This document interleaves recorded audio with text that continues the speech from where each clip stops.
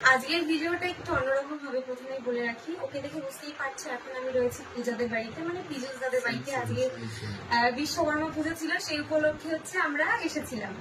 সেমের ব্যাপারটা পরে আসি, প্রথমে বলে রাখি ও হচ্ছে আমার ভীষণ ভালো একটা বান্ধবী পূজা।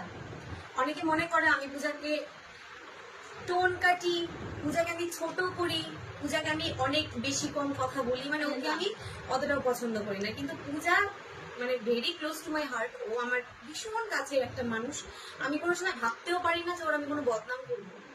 এর আগে ওর ননদের বিয়ের মধ্যে আমি বলেছিলাম ওকে তো পুরো পেতনির মতো লাগছে, সেটা বান্ধবী হিসেবে মজা করে বলেছিলাম আর ওকে ভালোবেসে বলেছিলাম। ও কিন্তু মাইন্ড করেনি।